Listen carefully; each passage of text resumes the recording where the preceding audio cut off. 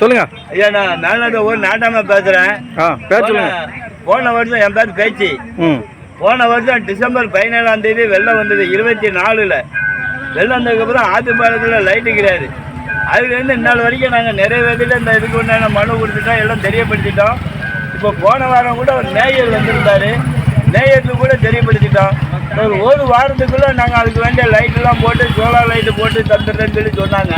நான் அதுக்கு உண்டான நடவடிக்கை ஒன்றும் எடுக்க காணும். இதை ஊர் சார்பாக என்ன கேட்குறோம்னா, அவங்க கவர்மெண்ட் வேலைகளை மட்டும் கொஞ்சம் சர்வராக பார்க்குறாங்க.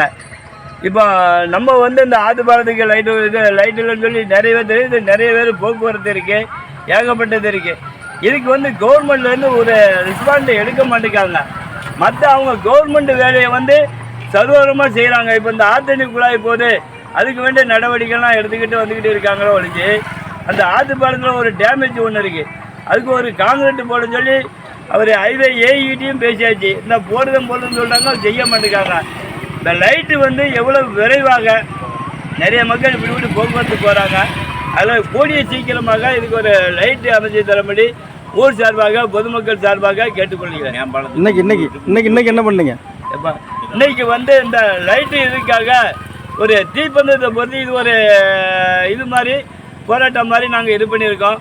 இதை ஆமாம் எதிர்ப்பு நாங்கள் இது பண்ணிட்டு இருக்கோம். இந்த இதே பார்த்தாவது இந்த வெளிச்சம் இவ்வளோ தூரம் இருக்க போய் இந்த இதுக்காக பார்த்தாவது சீக்கிரமாக விரைவில் லைட்டு போட்டு தரும்படி ஊர் சார்பாக மின் விளக்கு அமைத்து தரும்படி ஊர் சார்பாக கேட்டுக்கொள்ளப்படுகிறார். பாலம் போட்டு 3 ட்ரிப்பு நிதி ஒதுக்கிட்டாங்க.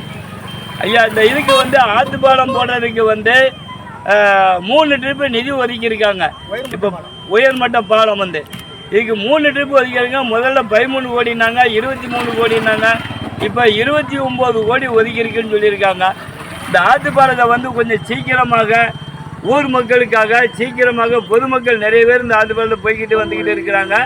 கொஞ்சம் சீக்கிரமாக விரைவில் அந்த பாலத்தை கட்டி தரும்படி ஊர் சார்பாக கேட்டுக்கொள்ளப்படுகிறார்கள்.